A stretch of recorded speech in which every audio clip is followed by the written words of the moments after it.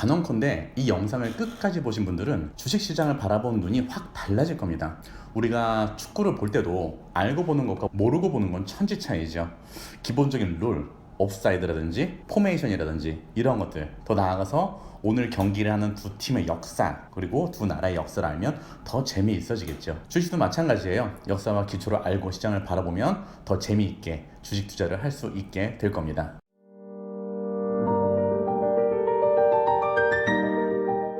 반갑습니다. 어려운 재테크를 쉽게 핵심만 전달해드리는 배수장입니다. 배운다는 거, 공부한다는 거, 무언가를 학습한다는 거, 예전에 누군가에게는 정말 꿈같은 일이었죠. 배우지 못하게 하던 시절이 있었죠. 배움이라는 걸 쟁취하기 위해 투쟁해온 역사가 있잖아요. 마찬가지로 주식 역시 누군가에게는 꿈같은 일이었을 겁니다. 예전에는 땅을 많이 갖고 있는 지주는 일 안 하고도 큰 돈을 벌었지만 그 아래에서 일만 하던 사람들은 죽었다 깨나도 부자가 될 수가 없었던 시절이 있었죠. 계급이 있던 시대였고 또 돈이 계급이던 시대이기도 했으니까요. 우리는 기회가 열린 사회에서 살고 있습니다. 마음껏 배울 수 있고 또 마음껏 회사에 투자를 할 수가 있죠. 삼성전자라는 곳이 사업을 잘해서 돈을 많이 번대. 우와 부럽다 뭐 하고만 있어야 했겠죠, 옛날에는. 그런데 지금은 주식을 사는 행위를 통해서 회사를 소유할 수 있고요, 같이 돈을 벌 수 있는 구조가 된 겁니다. 정말 좋은 시대에 살고 있는 거죠. 주식회사는 말 그대로 주식으로 이루어진 회사를 이야기합니다. 자본금을 투자받아서 주식으로 발행해서 운영하는 회사라는 뜻이에요. 자, 회사가 투자를 받았어요. 그럼 투자를 했다는 증서가 있어야겠죠. 그걸 주권이라고 하고요, 이걸 주식이라고 생각하면 됩니다. 그럼 회사가 투자를 받는 방법이 주식밖에 없느냐? 그렇진 않아요. 투자를 받을 수도 있겠지만 또 돈을 빌릴 수도 있겠죠. 빌릴 때 발행하는 게 채권이에요. 정리해 볼게요. 투자를 받을 때는 주식을 발행하고요, 그리고 돈을 빌릴 때는 채권을 발행하는 겁니다. 당연히 채권은 돈을 빌리는 거니까 기간이 정해져 있을 거고요, 이자도 정해져 있겠죠. 자, 우리가 누군가한테 돈을 빌려주는데 그냥 돈이 생기면 아무 때나 갚고 뭐 이자도 그냥 많이 벌면 줘, 이러진 않잖아요. 물론 아주 친한 사이라면 이렇게 빌려주는 게 가능하겠지만 회사에 돈을 빌려줄 때는 그렇게 빌려주진 않겠죠. 그래서 당연히 채권에는 기간과 이자가 명시되어 있습니다. 자, 그럼 이렇게 생각해 볼 수 있어요. 그럼 우리가 하는 투자는 채권 투자가 좋은가요? 주식 투자가 좋은가요? 이건 시기에 따라 조금 다르죠. 경기가 호황이에요? 그럼 회사가 돈을 많이 벌겠죠. 그러면 주식 투자를 하는 사람들이 좋아요. 회사가 돈을 많이 벌고 돈을 많이 벌면 회사의 가치가 올라가고 회사의 가치가 올라가면 주식 가격이 올라가니까요. 자, 만약에 경기가 불황이에요? 막 안 좋아요. 뭐 소비도 안 살아나고 금리도 높고 고용도 안 되고 막 이런 시기라면 어떤 게 좋을까요? 이땐 채권이 좋아요.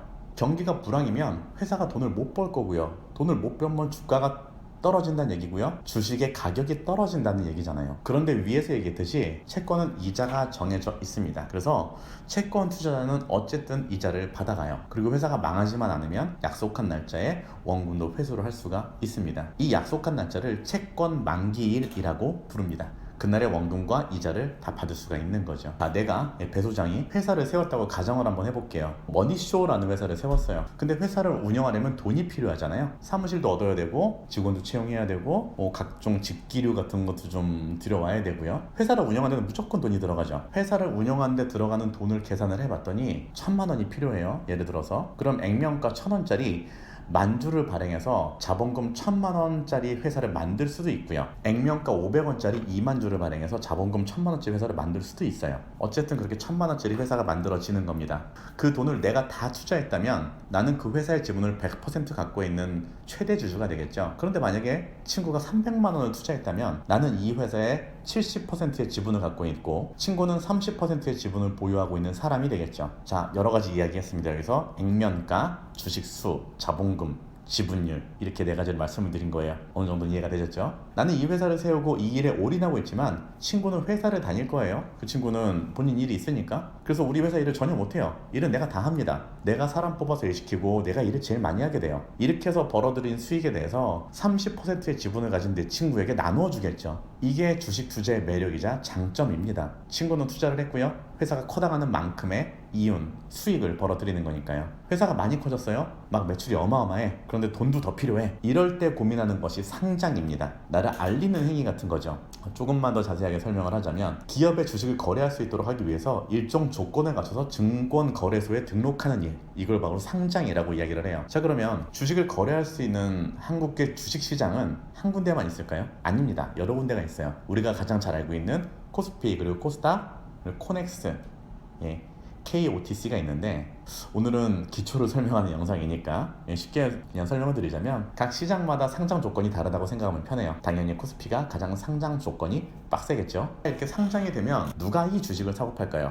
첫 번째로는 기관이 있을 겁니다. 국민연금 같은 연기금이나 은행, 증권사, 보험사 같은 곳이에요. 큰 돈을 가지고 움직이는 주체들을 이야기하죠. 자, 두 번째로는 외국인이 있어요. 우리가 미국 주식에 투자하는 것처럼 외국인들도 한국 주식에 투자할 수 있으니까요.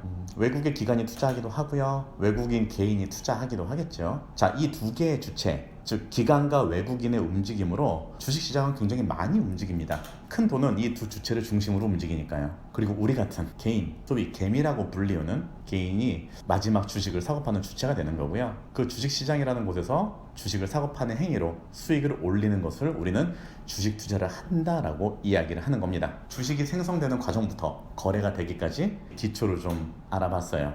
이 영상이 반응이 좋고 조회수가 잘 나오면 주식 관련돼서 다음 레벨로 갈 수 있는 영상을 또 제작해 보도록 하겠습니다. 오늘 영상도 많은 분께 도움이 됐으면 좋겠고요. 다음 영상에선 더 좋은 영상으로 찾아뵙도록 하겠습니다. 내용이 좋았다면 구독, 좋아요 부탁드리고요. 오늘도 영상 시청해 주셔서 감사합니다.